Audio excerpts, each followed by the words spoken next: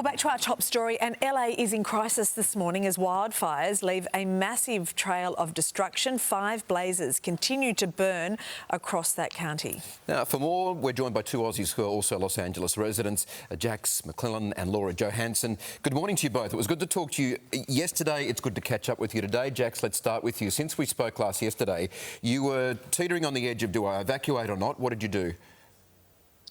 So we decided to leave. We're now a couple of hours down the coast, about 2 hours away from LA. We got out just as they announced that the water where we live is undrinkable and unusable for anything. So I think we got out just in time. All right, Laura, what about for you? What's happening there? Yeah, same kind of thing. We're staying. The fire's directly behind us on the hill. We're on the same hill as the Palisades fire. We're just on the other end of it. But the water situation is pretty scary. They've told us, you know, we're not in the zone for not drinking, but we're right next to it, saying just be vigilant of the water you're drinking, make sure it's boiled, and they're recommending bottled water, but there's no more bottled water in the shops. Everything's been sold out. When you say everything's been sold out, just the water, or what do the supermarkets look like? Like, what is day-to-day life looking like there? Yeah, mainly the water, but there's other resources too, just basics. You know, it's harder to find bread, eggs, a couple of just basic perishables. I'm sure people are scrambling to buy things as they're evacuating. Jax, did you find out whether your apartment block was okay?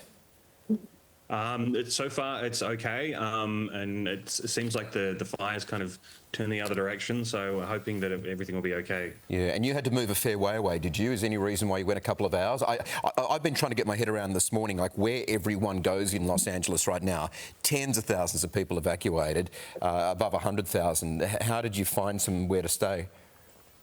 Well, we wanted to get away, you know, from the smoke. The thing is that the air is so dense with smoke for most of LA, so we wanted to get somewhere that was just far enough away that we could actually breathe easy. It was getting so difficult to breathe in our apartment, so we just wanted to get as far away as we could. Laura, as we're talking to you, we're watching live pictures right now. This is extraordinary. That's the Altadena area, and I think we're now getting a real idea of what's been lost. It is everything.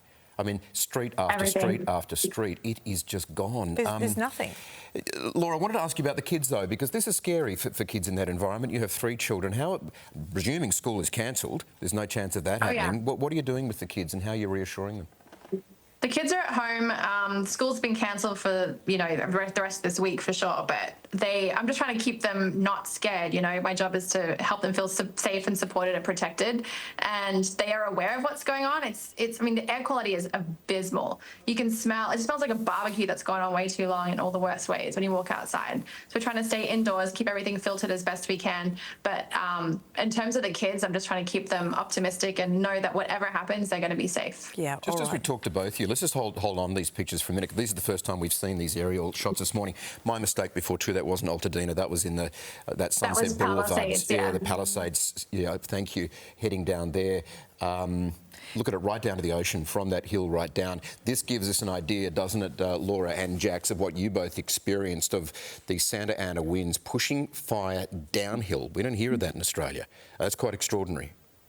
Yeah, the winds are insane because they're coming from the desert, so they're extra dry as well, which makes the sparks just ignite immediately. And when you pan back and you see the green area at the north, that's where we currently are. You're in there, right? Okay. Yeah, okay. So I mean, while all this was happening, Laura, I mean, we're looking at just the level of destruction is hard to comprehend, and seeing it from the air there, we're really getting an idea of just how widespread it was. I imagine confusion was just abound everywhere while this was taking place. Now, do you feel as if the information is filtering through? You say it again, sorry? The information is... Do you feel that the information... Yes, are you getting information about what you should be doing about... Do you feel confident about the evacuation orders that you've been given and so on? Yeah, we're keeping our thumb on the pulse of everything related to the fires from all directions because, you know, the wind is blowing south. So we've got fires to the north and to the east as well that we have to keep very much aware of. We're very familiar with the Palisades because it's one of our gateways to get to the beach. We have to drive through it all the time. I do photo shoots there all the time. I just did a shoot there, like, you know, a couple of weeks ago, right on all these spots that have been obliterated. I have so many clients that lost homes who I've been able to reach out to let them know that I've got their photos on backup if they need to have extra copies for anything. Yeah, that's going to be so important. The destruction is intense. it's absolutely, it's devastating. Returning those memories. All right, Laura, Jax, thank you. Jax, interesting point you make too about getting out of town to get away from the smoke as well. That's also important. Thank you both for talking to us. We'll stay in contact if you don't mind, and hope you're both okay in the days ahead.